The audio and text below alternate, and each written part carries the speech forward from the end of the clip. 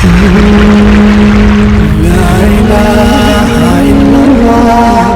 محمد رسول الله لا إله إلا الله محمد رسول الله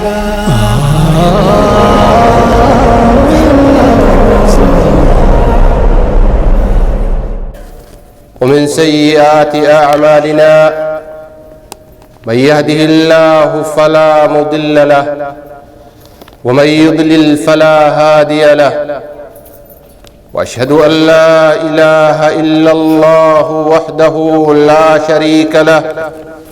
إله الأولين والآخرين وأشهد أن محمدًا عبد الله ورسوله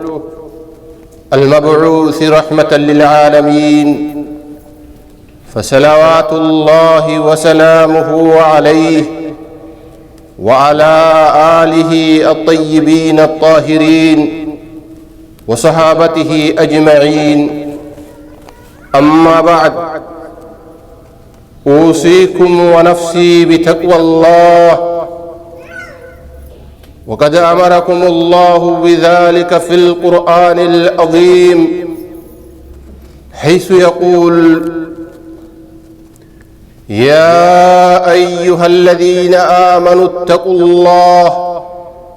ولتنظر نفس ما قدمت لغد واتقوا الله إن الله خبير بما تعملون. إيغا ربي فارسين غيا في رحمة نبي رحمة رتبو سندوب نعم إسني في نفسك يالي صدى ربي كان عن نفسك يا في سني في اللي دامكن ربي سبحانه وتعالى اتأمر ولما قلان المنامات الدباسي مؤمن توتور ربي خالقات أمني يا أيها الذين آمنوا يا ور ربي أقوم ستن ور ربي خالقات أمنتن اتقوا الله ولتنظر نفس ما قدمت لغد هلال تجد ربي النفسين وان قبف ستقوا يا بروتيف واتقوا الله تكرار إردي بإيتني ربي دبتا قرتني صدى ربي إن الله خبير بما تعملون. أيها المسلمون اتقوا الله تعالى واطيعوه واشكروه على نعمه التي لا تعد ولا تحصى. يا مسلم توتا أمسي وليد آمن صدم ربيتي يرو هندما صدى ربي وليد آمنا ربي صدادا ربي ايجدا ربي انقلتهم فتا نعم ربي اسنين كانني سرت ربي انقلتهم فتا نعم ربي كينا كلكو اسهن كمني كلكاوني هندمني لقد اختصكم الله بيوم عظيم وموسم كريم. ربين إسن هلن يسيتن انجر أيها المسلمون قويا قرتني قدادا قويا كبجمادا يتكرر عليكم كل أسبوع قد ضلت عنه الأمم قبلكم وحداكم الله له. كتربانين إسن الرديدو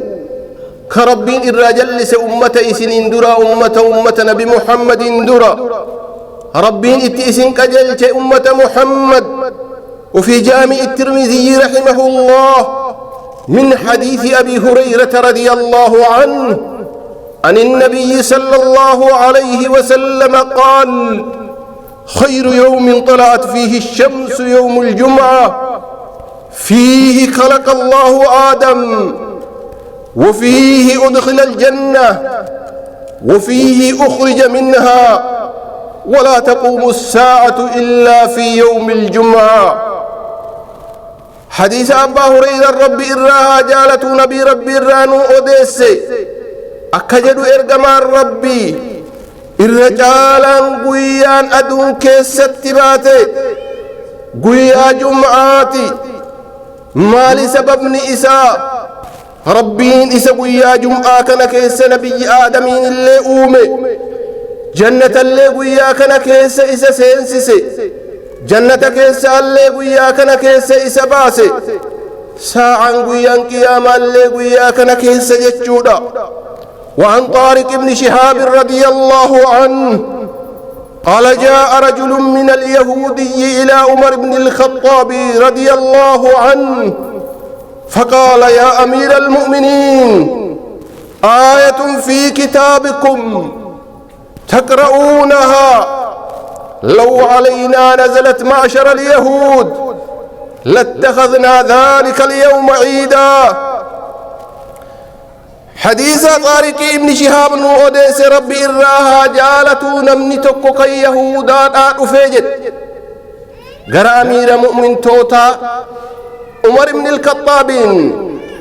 يا أمير المؤمنين آية القرآن كيس جرت تأسن قراتا كن وصوبوتين الرتن أمة يهودا الرتن بوتي أكسيني بوتي كان سلا قويا إسين بوتي كان قويا عيدا تاسفنا. قال وأي آية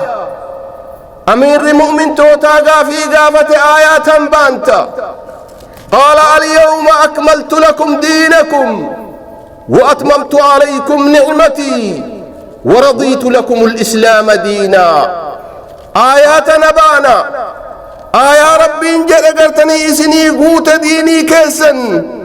أكسم نعماك يلا إسني قوت أمنتي إسلام الذين تو أن جالت إسني جالت تربي انجل. فقال عمر رضي الله عنه أمير المؤمنين أكجد إني لا أعلم اليوم الذي نزلت فيه والمكان الذي نزلت فيه. نزلت على رسول الله صلى الله عليه وسلم بعرفة في يوم الجمعة. أكجد أمير المؤمنين بكجد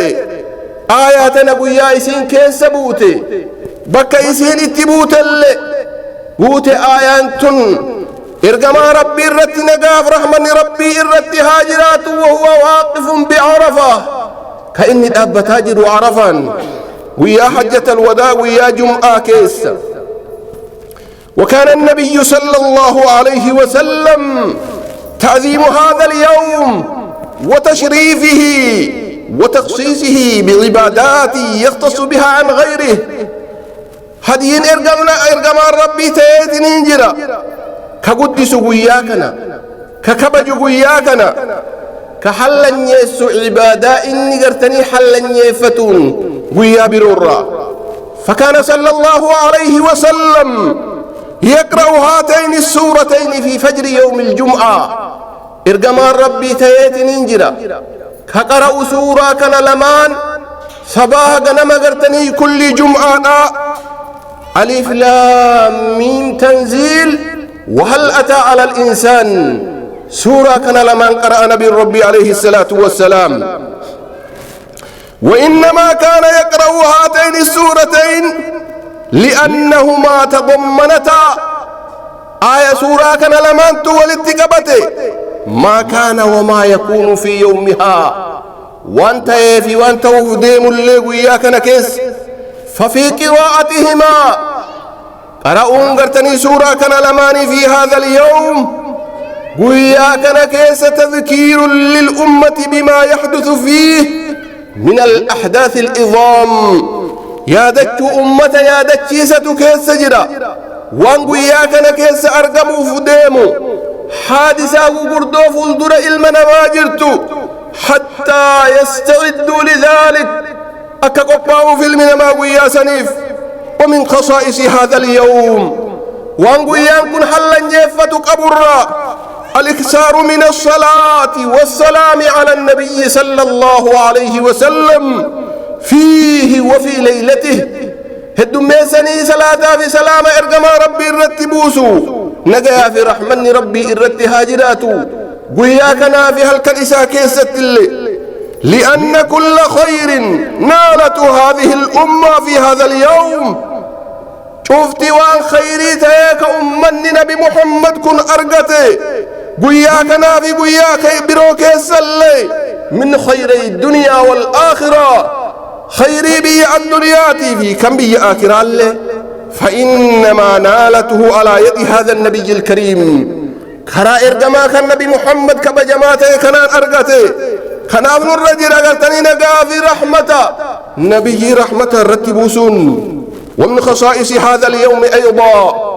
أما الاستحباب الاغتصال والتنظيف والتطيب والسواك جالة ما أقلتني وياك نكيس بشان إكتشون أكسم أفكل كليسون أفتلتون سواكتشون ولبس أحسن الثياب الرقاري أفتا قرتني أفتشون لأنه يوم اجتماع المسلمين وعيد الأسبوع قيان كني قياتي قيا والقيتي مسلم توتا أكسم عيد ترباني فيكون المسلم في هذه المناسبة توقب مسلم يوري ربي أمن قياك نكيس على أحسن الأحوال حال قاري أم بفق قاري أم الأجو تعظيما لهذا اليوم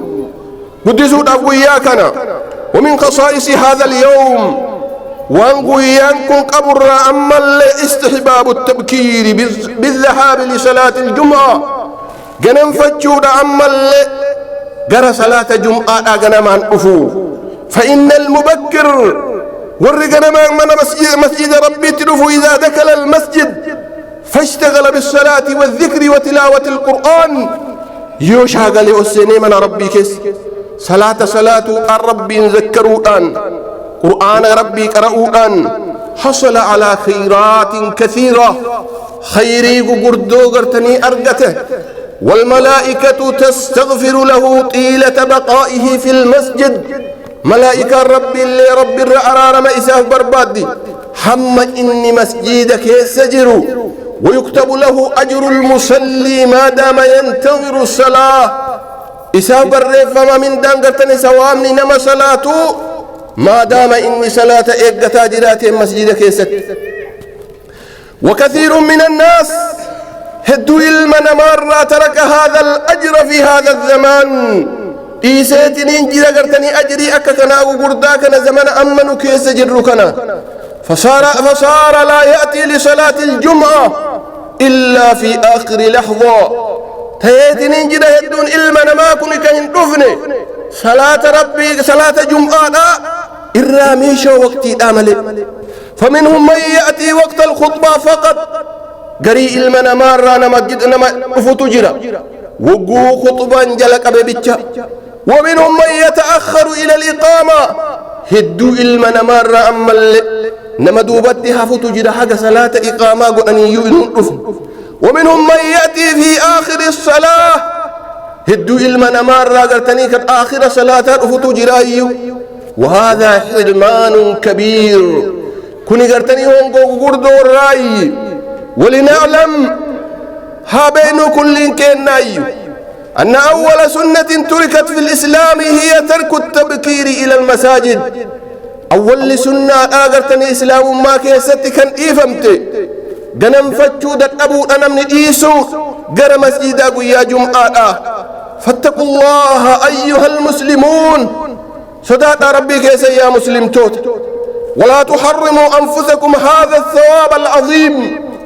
إن هرمسنا نفسي كيسن إن أوقتنا نفسي كيسن ثواب ورداكنا بكروا إلى الجمعة جنم فتا قرتني قر جمعة آلي تخوذوا هذا الثواب أكا أرقتني في ثواب قرتني ورداكنا فلما كان يوم الجمعة في الأسبوع كالعيد في العام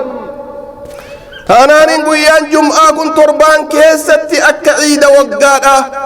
وكان العيد مشتملا على صلاة وذبح وقربان صلاة عيد قرتني واحد وللتكبتا صلاة إن قرتني واحد وللكبتا صلاة في ذبح في صدقة أدى وكان يوم الجمعة يوم الصلاة قيان جمعة ما قرتني قيا صلاة بجات كان جعل الله سبحانه وتعالى التعجيل فيه إلى المسجد جنم فتشو قرتني قر مسجد ديمو يوان بدلا من القربان وقائما مقامه بدلا قرتني بك قرتني صدقو تأدى سن قرتني ربي إنما فبوسي فيجتمع للرائه فيه ولتقبض نما قرتني قرى مسجد ربي رفي إلى المسجد الصلاة والقربان سلاني سوامني صلاة اللي سلاني اللي صدق اللي فانظروا يا عباد الله لا يا قبروت الربي إلى هذا الفرق العظيم قراقر ما قردا كان بين أجر من يبكر إلى الجمعة فيأتي في الساعة الأولى إدو قرتني نما قرتني قنم فتير فساعة دراكي سقر مسجدا رفوفي وأجر من يتأخر فلم يأتي إلا في الساعة الأخيرة أجري قرتني نمني دويد دوبت رفو أرقتو ساعة الراميشو كيس رفو أرقتو إنه الفرق قراقر ما قدانا بين من يهدي البئير ومن يهدي البيضة إدو نما قرتني قال صدقتي في كل صدقتي قراقر من بل إن من يتأخر إلى دخول الإمام نمني أمودو يددوب التهفو حق إمام نقرتني من بررت وخطبات فإنها تطوى عنه الصحف إرى والاتمام أمرمتي قرتني صحيفا ملائكا بريستكم كل جلاج فمي ولا يكتب له قربان إسافوني تكوني بريفا مهنجرو ومن خصائص يوم الجمعة ويان جمعة كوان إني حلن يفتر أن فيه الخطبة التي يقصد بها الثناء على الله إذا كيف ذكرتني خطبة ويا جمعة كانت تجرى كقصدم خطبة جمعة كن فارو ربي تيفي رقابيتي بالوحدانية تكوش ما ربي قرتني ربي رقابه ولنبيه بالرسالة إرقمان إسا قرتني إرقما حقاته وتذكير العباد بأيام الله يا دكيس أما اللي قبروت قرتني قيا فاجروا وتحذيرهم بعثه ونقمه أمة إرادوغو أما اللي دلنسو ربي تيفي لولا ربي تيفي أتبي ربي ووصيتهم بما يقربهم إليه إسان قرسو أما اللي وانقر ربي تي إسان كليسون ونحيهم أما يقربهم من سخطه وناره قسم إرادوغو وإسان كليسو دلنسو ربي تيفي إبد ربي تي فحضور الخطبة رفعتين خطبات فني واستماعها والإنصات لها جمعة خطبة إساء فني أقف فتشون كالإساني أمر مأمور شرعا أمري قرتني شرعي ربي تنقرتني أججمني لأن فيها تذكيرا للعالم إسا كيسا والنجرو يا دجيسا قرتني بيكا يا دجيسو وتعليما للجاهل ولا لا برسيسو وموعظة للغافل دميسو أما اللي ورقفلي أفدقته والله سبحانه وتعالى يقول ربي قل لا والآن أكجدوا يا أيها الذين آمنوا إذا نودي للصلاة من يوم الجمعة فاسعوا إلى ذكر الله وذروا البيع ذلكم خير لكم إن كنتم تعلمون يا ور ربي أقوم ستن يو مأذان نبي صلاة جمعة في جمعة فاسعوا إلى ذكر الله ديما أريد أقرأ ذكري ربي جاء ربي وذروا البيع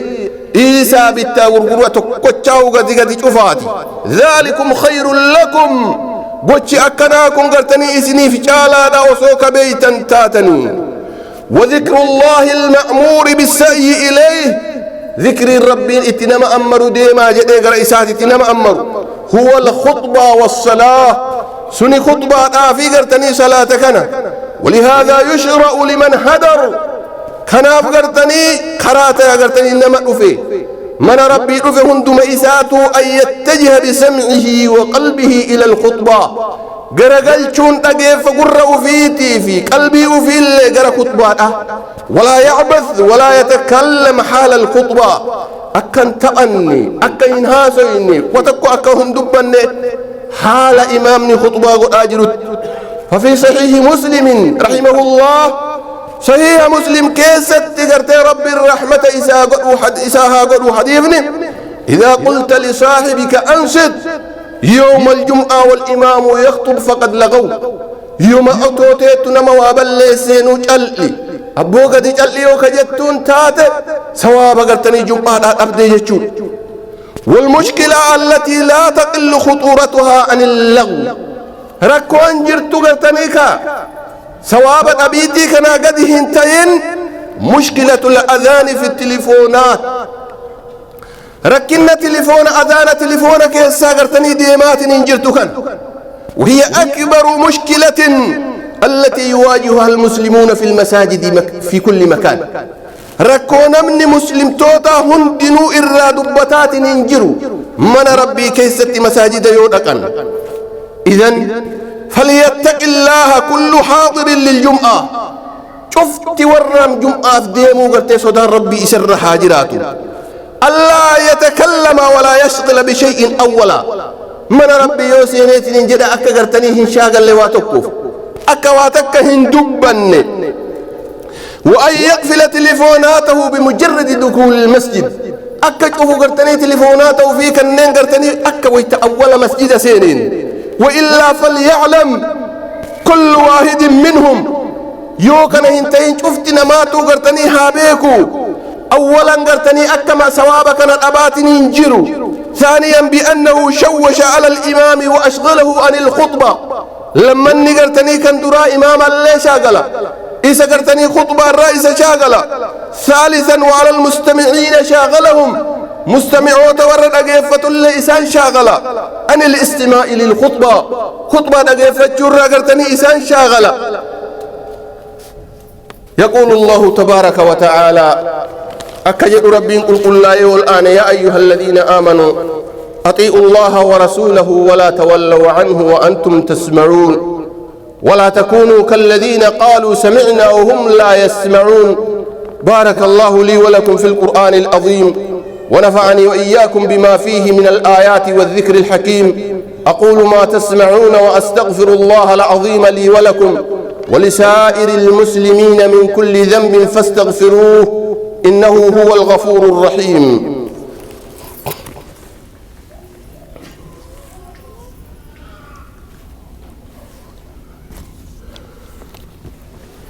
الحمد لله رب العالمين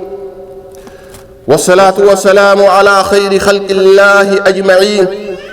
وعلى آله وأصحابه والتابعين لهم بإحسان إلى يوم الدين أما بعد إذا كان أما اللي أيها المؤمنون اتقوا الله تعالى صداد ربي والآن فإن يوم الجمعة يوم مبارك قد فضله الله على سائر الأيام قيان جمعاكم قياك بجما ربي انجالتس قيوتي فدو قيوتي مرر واختص به المسلمين من بين سائر الأمم حلن سيغرتي ربي مسلم توتا مؤمن توتا أمتهم دكيسا إسا وفقي وهي من أعظم مجامع المسلمين إرا قدو قرتني والقيتي مسلم توتا راكتي قيانكن وهي أعظم من كل مجتمع يجتمعون فيه إرا قدو والقيتي مسلم توتا بكهند سوى مجمع عرفة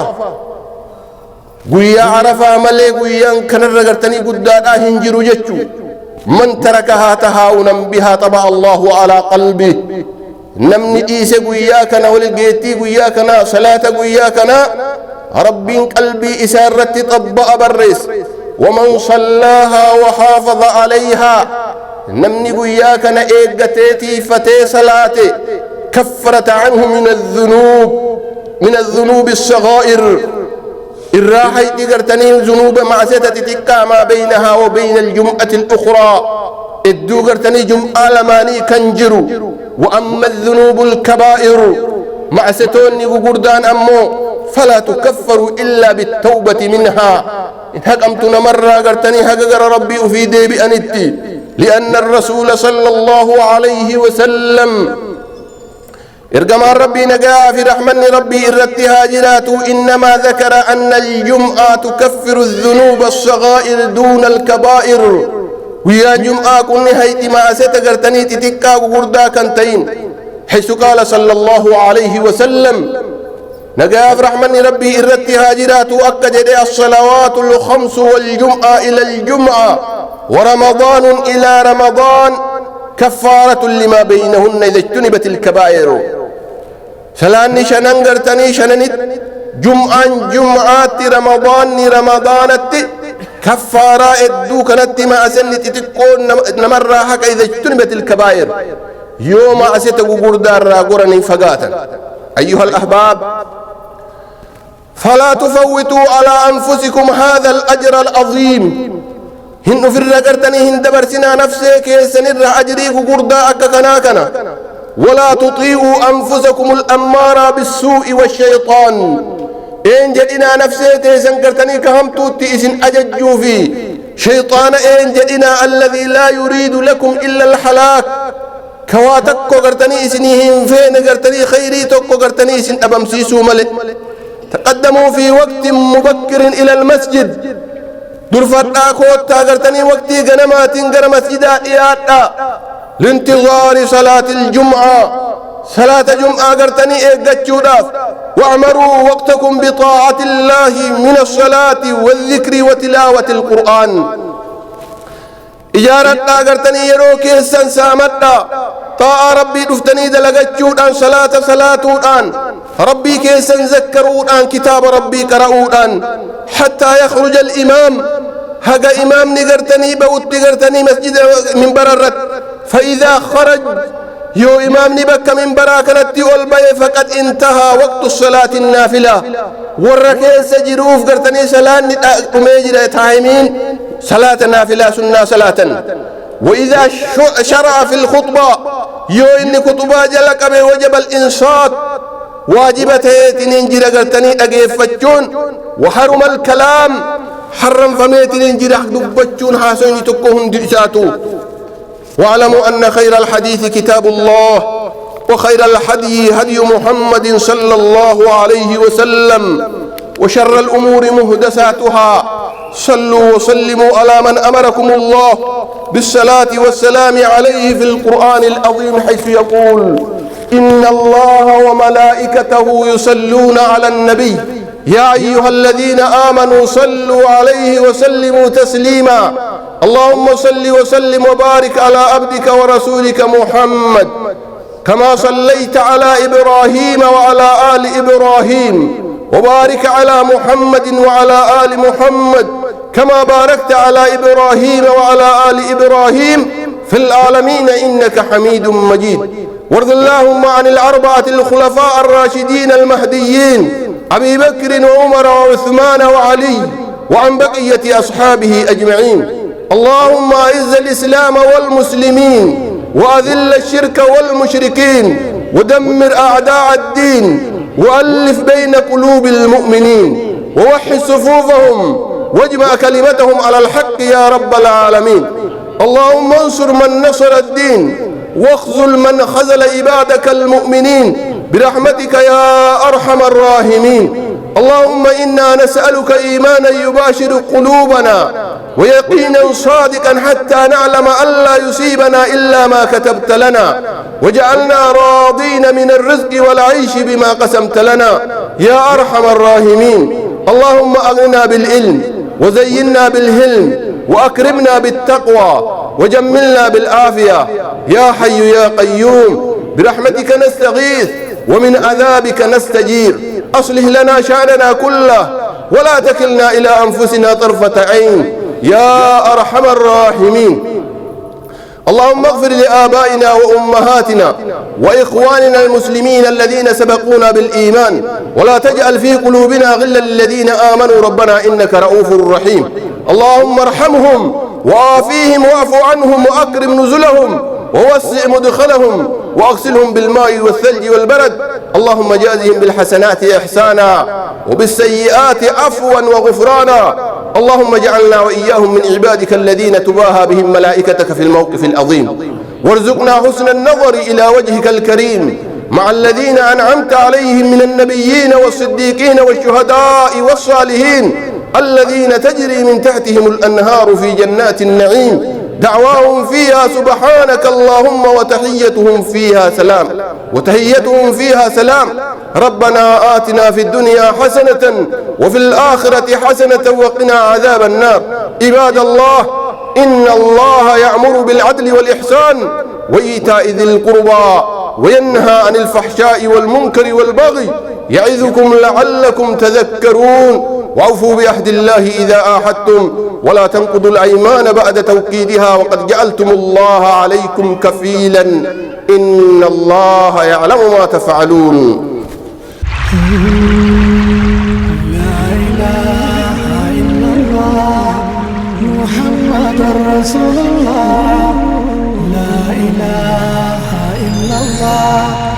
محمد رسول الله.